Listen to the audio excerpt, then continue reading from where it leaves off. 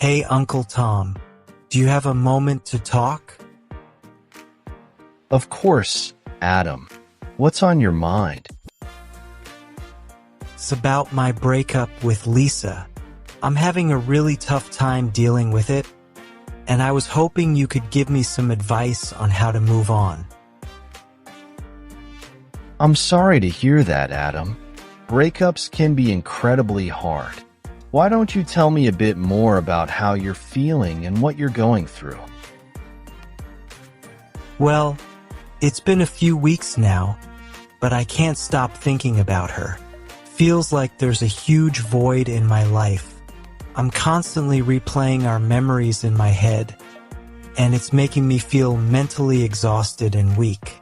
I just don't know how to forget her and move on. It's completely normal to feel that way after a breakup. Losing someone who was such a big part of your life can leave you feeling lost and vulnerable. The important thing is to take steps to take care of yourself and start the healing process. I'm open to any advice you have.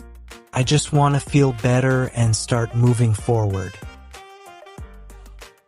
Here are some strategies that might help. It's important to understand that grieving is a natural part of the healing process. You need to give yourself permission to feel sad, angry, or even confused. Bottling up your emotions will only prolong the pain.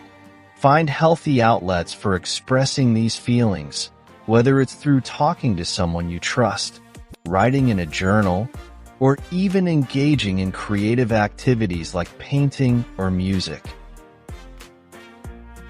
I've been trying to avoid thinking about it because it hurts so much, but I guess facing those emotions head-on might be better. Exactly.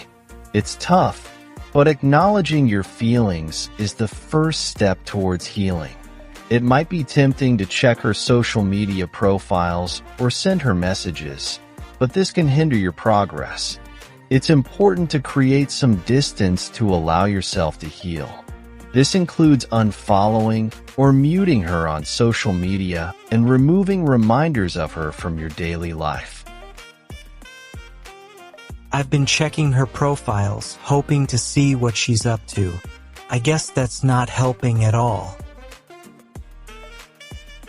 It's natural to want to know, but it's not healthy. Disconnecting from her online presence can help you focus on yourself. Lean on your friends and family during this time. Don't be afraid to reach out and let them know what you're going through. Spending time with loved ones can provide comfort and remind you that you're not alone. I've been isolating myself because I didn't want to burden anyone with my problems. Your friends and family care about you and want to help. Sometimes, just talking to someone who understands can make a big difference.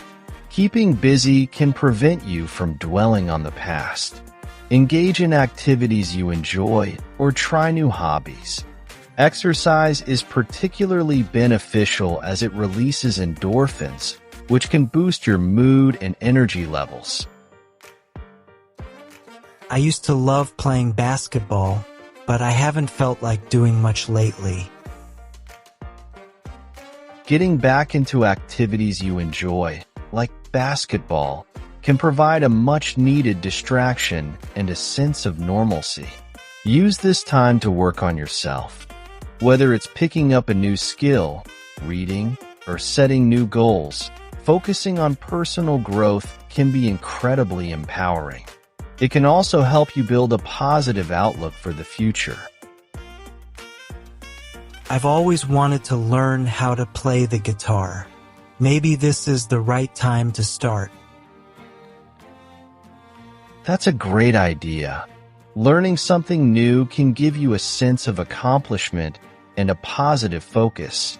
If you find that your sadness is overwhelming or you're struggling to function in your daily life, it might be helpful to talk to a therapist or counselor. They can provide you with tools and strategies to manage your emotions and navigate through this difficult time. I've never thought about seeing a therapist, but I've been feeling really down. There's no shame in seeking professional help. A therapist can offer you support and techniques to cope with your emotions. Take some time to reflect on the relationship and what you've learned from it. Every experience, even painful ones, can teach us something valuable about ourselves and what we want in future relationships. I guess there were things I could learn from our relationship, even if it didn't end well. Absolutely.